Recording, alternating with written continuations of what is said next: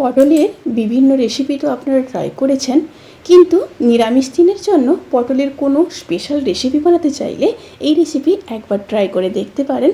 রেসিপিটি pulao, fried rice, লুচি, পরোটা কিংবা সাদা ভাতের সাথেও অপূর্ব লাগে। গুড ইভিনিং এভরিওয়ান, শতাব্দীর কিচেনে আপনাদের সবাইকে স্বাগত জানাই। আজকে একটি পটলের সুস্বাদু রেসিপি আপনাদের সাথে শেয়ার করলাম। তাহলে চলুন শুরু করা যাক আজকের এই সহজ এবং সুস্বাদু রেসিপি। প্রথমে পটলগুলোকে ম্যারিনেট করে নেব।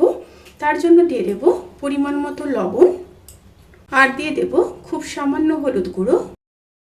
দিয়ে পটলগুলোকে খুব ভালোভাবে ম্যারিনেট করে 10 থেকে 15 মিনিট ম্যারিনেশনে রেখে দেব। ম্যারিনেশন ডান। এবার কড়াইতে সর্ষের তেল দিয়ে দেব। আপনারা চাইলে রেসিপিটি সাদা তেলেও করতে পারেন। তেল গরম হয়ে গেলে পটলগুলো ভেজে নেব।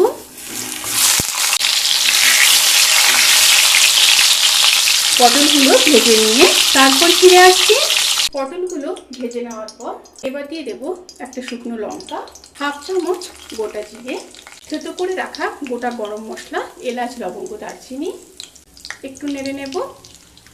তেল থেকে যখন সুন্দর একটা স্মেল বেরোতে শুরু করবে, এবার একটি মশলা দিয়ে দেব। তার জন্য নিয়ে নেব 10-12 পিস কাজু, কিছুটা কুচিয়ে রাখা নারকেল, একটা মিডিয়াম সাইজের কেটে রাখা টমেটো, 2 চামচ টক দই,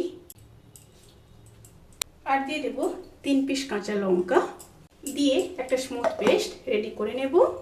পেস্ট করে রাখা মশলা দিয়ে দেব। পরিমাণ মতো লবণ দিয়ে দেব। হাফ চামচ কাশ্মীরি লঙ্কার গুঁড়ো, হাফ চামচ রোস্টেড জিরে আর ধনের গুঁড়ো, হাফ চামচ হলুদ গুঁড়ো, আর দিয়ে দেব হাফ চামচ আদা বাটা। সাথে মশলা ধোয়া জল দিয়ে দেব। দিয়ে খুব ভালোভাবে কষিয়ে নেব। মশলাগুলোকে খুব ভালোভাবে কষিয়ে নিয়ে তারপর ফিরে আসছি। খুব ভালোভাবে কষিয়ে নিয়েছি। এবার ভেজে রাখা পটল দিয়ে দেব। দিয়ে খুব ভালোভাবে মিশিয়ে নেব। খুব ভালোভাবে মিশিয়ে নেওয়ার পরে আবারও 1 থেকে 1.5 মিনিট লো টু মিডিয়াম স্টিমে কষিয়ে নিতে হবে। খুব ভালোভাবে কষিয়ে নিয়েছি। এবার সামান্য জল দিয়ে দেব। এই রেসিপির ক্ষেত্রে বেশি জল ব্যবহার করার কোনো রকমই দরকার নেই। আমি মিনিমাম 100 ml মতো জল দেব। দিয়ে আবারও খুব ভালোভাবে মিশিয়ে নেব। আর হাফ চামচ চিনি দিয়ে দেব টেস্ট ব্যালেন্স করার জন্য। দিয়ে আবারও একটু মিশিয়ে নেব। এবার একদম স্টিম লো করে আবারও 5 মিনিট রান্না করে নেব। এই রেসিপিটি কিন্তু সার্ভ করার জন্য প্রায় রেডি।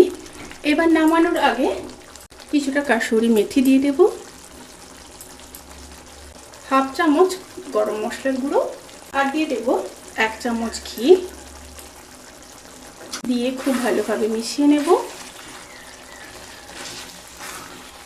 এবার গ্যাসের ফ্লেমটাকে অফ করে দেব। অফ করে ঢাকা দিয়ে 5 থেকে 7 মিনিট স্ট্যান্ডিং টাইমে রেখে তারপর সার্ভ করব। রেসিপিটি কেমন লাগলো প্লিজ কমেন্ট করে জানাতে কিন্তু ভুলবেন না। যদি ভালো লেগে থাকে তাহলে সাবস্ক্রাইব করে পাশে থাকা বেল আইকন প্রেস করে নোটিফিকেশান অল করে রাখবেন। তাতে করে আমি যত রেসিপি দেব সমস্ত লিঙ্ক আপনাদের কাছে পৌঁছে যাবে। আপনারা সবাই ভালো থাকবেন, সুস্থ থাকবেন, সাবধানে থাকবেন। আজকের মতো এই পর্যন্ত। পরের রেসিপির জন্য অপেক্ষা করুন। টাটা।